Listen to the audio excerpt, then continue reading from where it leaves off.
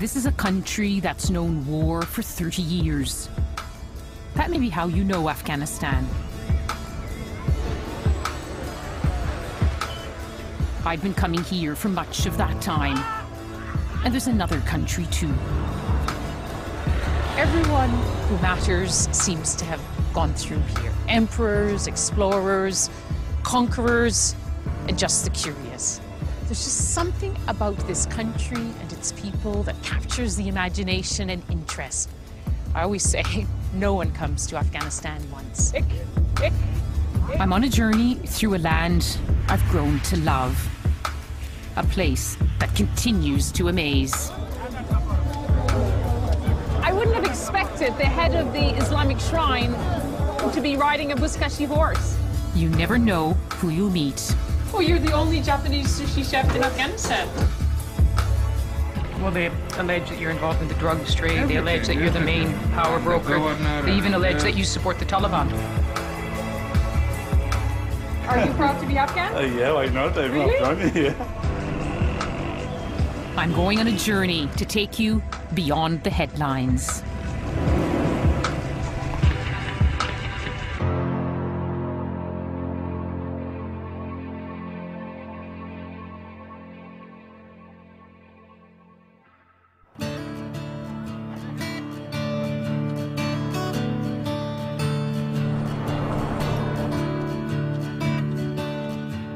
My journey begins in the far north of Afghanistan, in the bustling city of Mazar Sharif. It's the day before the first day of spring, the first day of the new year, Nowruz. Afghans travel from across the country to be here to celebrate this ancient Persian tradition. The Taliban banned Nowruz as un-Islamic, but it's a very Afghan time, one of their most festive holidays.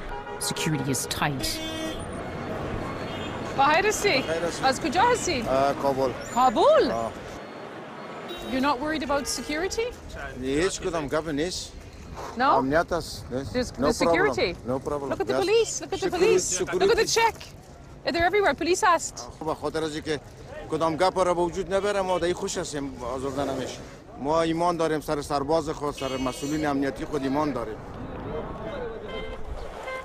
You have to admire their courage. People bringing their families here, driving for hours to reach Mazar Sharif.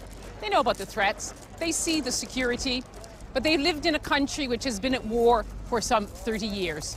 So they get used to it and they get on with life. They want it to change, but they're not going to let it get in the way of a good celebration.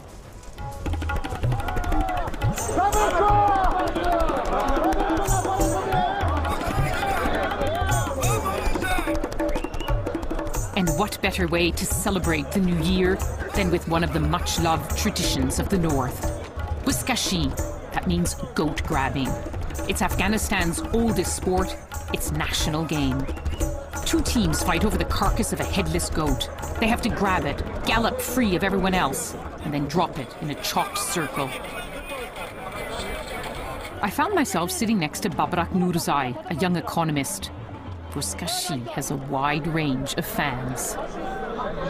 Why do you think Afghans like it so much? It's quite a unique sport.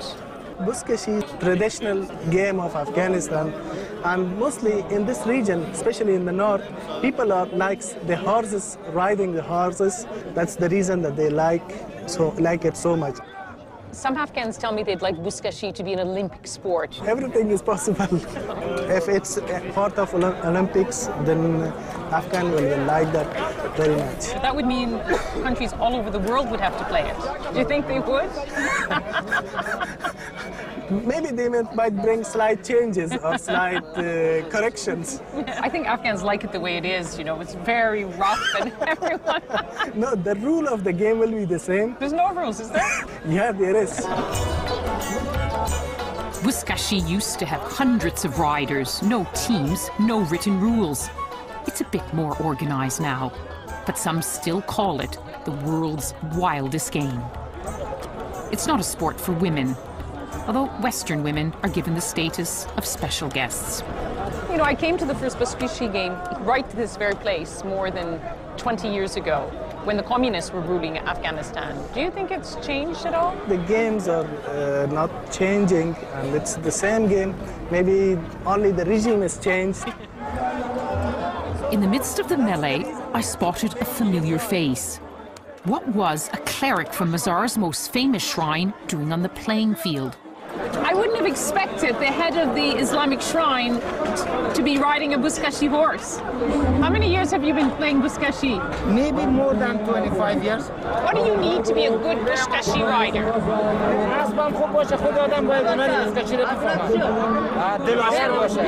Afarin, congratulations. Buzkashi used to be the game of choice for rival warlords. The rich own the horses, they host the match. Today's teams are sponsored by big business, but it doesn't change the spirit. It's almost like an Afghan election. One team said they won, and then the other team came and said, no, they didn't win, it's fraudulent. They didn't go all the way to the end of the field. The disputes raged. One team declared a boycott. I decided it was time for me to go too.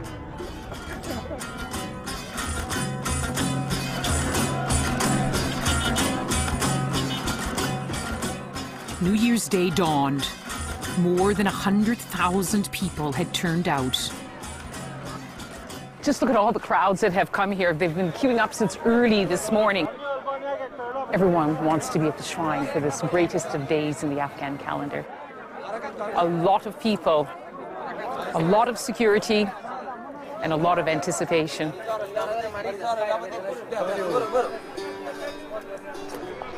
Mazar Sharif means noble shrine, and this is it.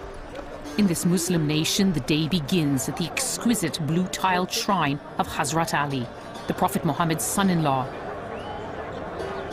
He's believed to be buried here in this sacred place.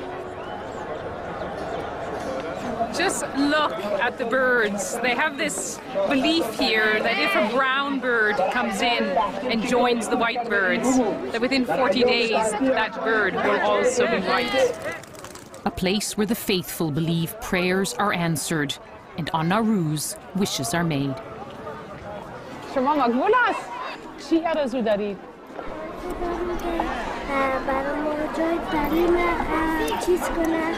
دولت از دولت تقاضا داریم که برای ما یک جای تعلیم ما را به خوبی تبریک باشد.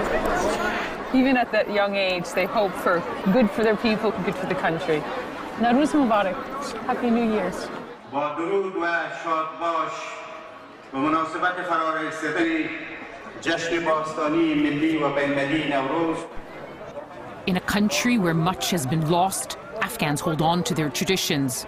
They never fail to honor old friends. That means a warm welcome from Basir Babai on Afghan national TV. So much for keeping a low profile.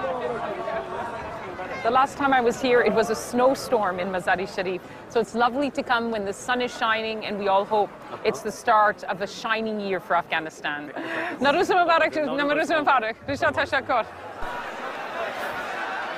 Afghans across the country are watching this. This is the moment. The raising of the Janda, the Islamic banner, heralds the start of a new year. But it's much more than that. Legend has it, if this banner is raised in one smooth pull, it will be a good year. No wonder they put it in the hands of the strongest men.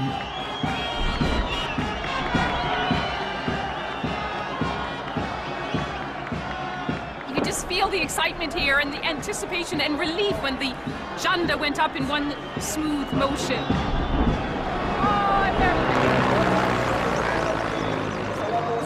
Look at the people. They're actually climbing over the fence. Look at them. They want to go and touch the flag. That's how much it matters to them. In a country where good news is rare, Afghans can be forgiven for holding on to that. We hope that the Jandas is an omen for the new year. And look at the crowd. It's full of doves and the papers cascading, wishing everyone a happy new year. What an extraordinary day.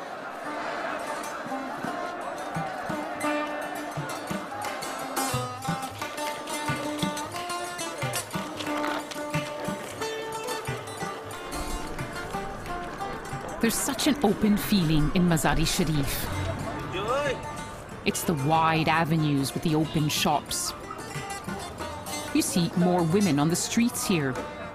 The sense that it's safe to stroll on a warm spring day.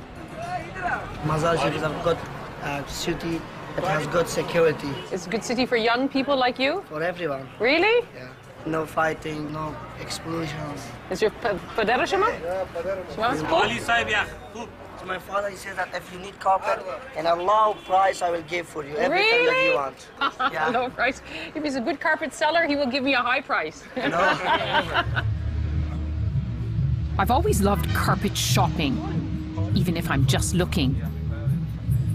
You never know what will turn up. 9/11 one. Twin Towers. Who buys this one? Harija from the tourists. Afghans tell many of their stories in the carpets that they weave. These are the carpets, sadly, that were woven during the decade-long Soviet occupation of their country. Millions of Afghans were forced out of the country, and suddenly, instead of flowers and birds and faces and lovely intricate designs being woven into the carpets, you had the Kalashnikov rifles, the tanks, the grenades. You know, a country, look, covered with military vehicles, and suddenly this became the story of Afghanistan, woven right into their carpets. It's a story still glorified by those whose own history is woven through it, like General Atta Mohammed Noor. In the 80s, he was one of the Mujahideen who waged jihad until the Soviet army was forced to retreat. He's still fighting to keep fit. At 6 a.m., this is how Governor Atta starts the day. صباح خير ولی صاحب. صباح خیر. چطور هستی؟ هستی؟ جان جور؟ هستی؟ هر روز اینجا میایید؟ هر روز بله.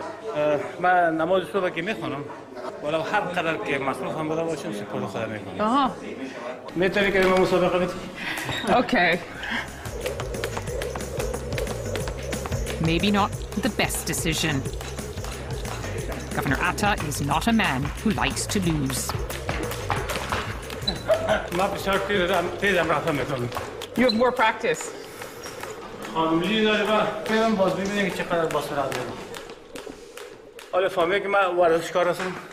فعلا سپورت جهاد است.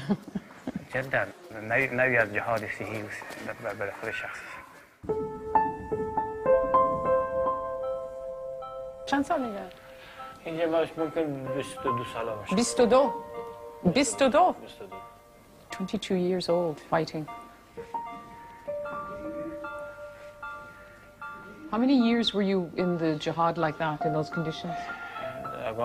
10 سال که 3-4 سال میگه 14 سال که بودم میکردم.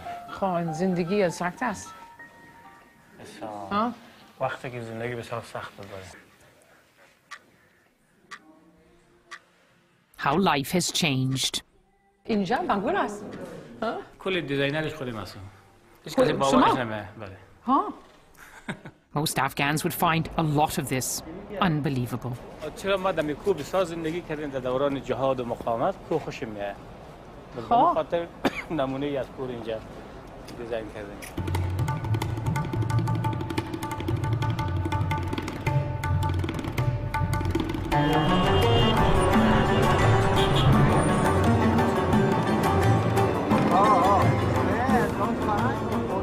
Posters everywhere. دوست دارن که یکی از فعالیت‌ها برای تصویرش بزنن باز ممانعت نمیده. There's more posters of you than President Karzai.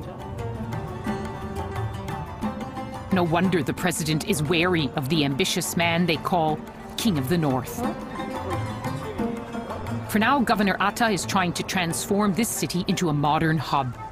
There's even a theme park and an underground shopping center. I came here and it was just a hole in the ground. The governor says he wants to build the Dubai of Afghanistan.